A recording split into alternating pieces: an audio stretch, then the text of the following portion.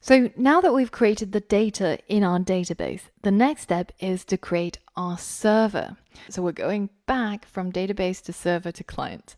So in order to do this, there's a number of steps which are pretty much boilerplate. It's what you're going to do every time when you set up a new server that uses MongoDB. And we've already done it plenty of times before. So I'm going to set this to you as a challenge. So the first thing you have to do is to create a new directory called Wiki API. And then we're going to initialize npm and install 4 packages: body parser, mongoose, EJS, and express. And then we're going to create a new file called app.js.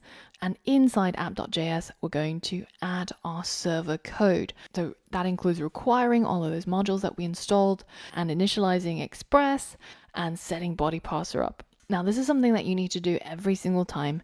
And if you prefer, instead of writing it all out, you can also go to that repository at github.com/LondonAppBury/build your own RESTful API. And then if you scroll down, you can see that there's some server starting code that I have put there for you, which you can copy and paste into your app.js. Now, alternatively, some students prefer to get extra practice and they try and write it all out. So it's completely up to you which method you want to go down. And once you've set up your server, then the next step is to set up MongoDB.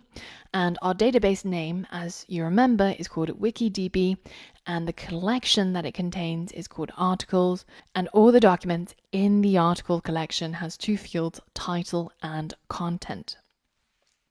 So using all of that information, you should be able to set up a connection with MongoDB and be able to create the models that you need with Mongoose and be able to set it up.